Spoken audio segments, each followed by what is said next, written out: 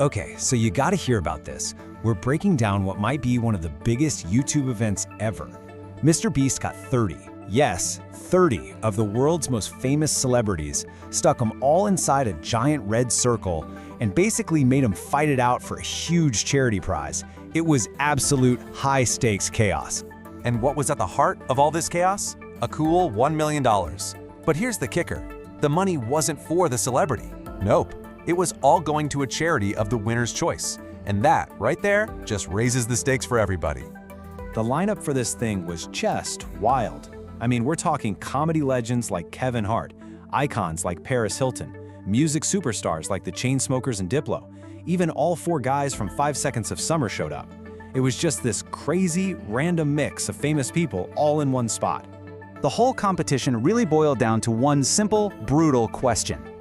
Who can be the last one standing inside that red circle? As the games went on, if you stepped out for any reason, boom, you were instantly eliminated. It was a celebrity battle royale, plain and simple. So the goal was crystal clear. Just survive the games, stay inside that circle, and you win a life-changing amount of money for a cause you care about. Sounds easy enough, right? Well, not so much. The whole thing kicked off with challenges that were designed to test everyone's nerve and skill right from the get-go. This is where we saw the first people get knocked out, and honestly, some pretty incredible moments. So game one was this genius test of risk versus reward.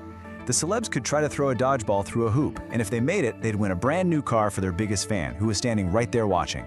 But the catch? If you missed, you were out of the running for the $1 million. A lot of people went for it, and a lot of people went home very early. And then there was Diplo. After watching celebrity after celebrity miss this shot, he just strolls up with all the confidence in the world, says, "I'ma turn around," casually sinks the shot with his back to the hoop, and wins the car for his fan. It was such a legendary move, and of course, it kept him in the game. Okay, so with a bunch of celebs already out, the 26 who were left had to make a big choice. They had to split up and pick between a smart game, which was a memory test, or a strong game, a super tough physical endurance challenge. And you know, this one decision was going to totally change the game for them. The smart game was this really high-pressure memory puzzle. All they had to do was recreate a pattern of 10 colored blocks. The first 6 people to get it right would move on. The pressure was on, and it led to some, let's just call them creative strategies. Now, one of the 6 who actually pulled it off was the comedian Howie Mandel. And when he was asked how he did it, he immediately said he did it for his charity, for pediatric cancer. And, you know, that's a pretty noble reason, but it was also hiding a little secret. And here it is. Turns out he snuck his phone in and just filmed the whole sequence. So while other people like NBA star Dwight Howard were trying their best and failing, Howie just cheated. This is where he really established himself as the agent of chaos in this whole competition. Meanwhile, over at the strong game, it was just pure agony. Contestants had to hang onto a pole, totally Survivor style, and the last 6 people to not touch the ground would advance. It was this grueling battle of will, and it took out some of the biggest, most physically tough celebrities there. And just like that, the entire competition shifts gears. With fewer people left, it's not so much about individual skill anymore. Now it's about teamwork, social strategy, and yeah, betrayal.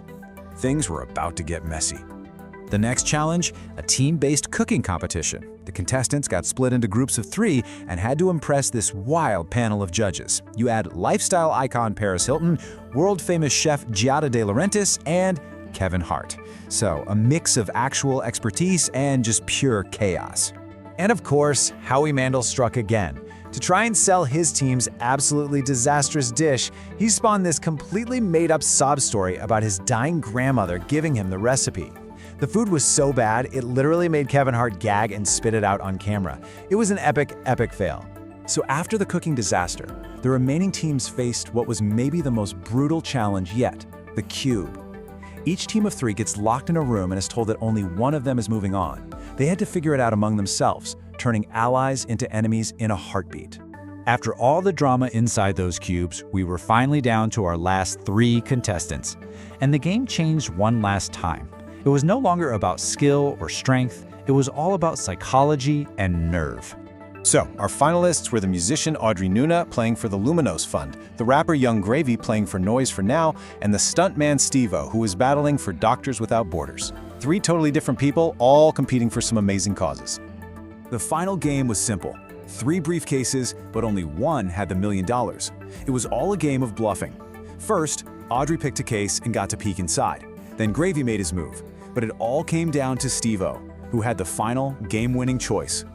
Steve-O said Audrey was like a stone-cold killer, impossible to read. He tried to get a read on both of them, just analyzing their every move. In the end, he just decided to go with his gut and made the massive call to steal Audrey's briefcase. And guess what? His gut was dead on. Steve-O opened the case he'd just stolen, and there it was, the $1 million. He secured the grand prize for Doctors Without Borders. It was just a wild end to a game of pure mind games. But you know, when you look back on it all, this whole event was way more than just a game show. It really feels like we're seeing a fascinating shift in what entertainment can be, mixing all these different worlds together. So what's the secret sauce here? Well, it's this powerful mix, right? You've got the draw of a celebrity spectacle, the real emotional weight of high-stakes charity, massive brand promotion baked right in. And of course, the totally unpredictable human drama you get when you put people under that much pressure. What we're really watching is a new kind of media event, one where winning a game show can literally change thousands of lives and where cheating can be justified for the kids. It really leaves you with a big question. What does the future of entertainment even look like when charity, chaos, and celebrity all just crash into each other like that?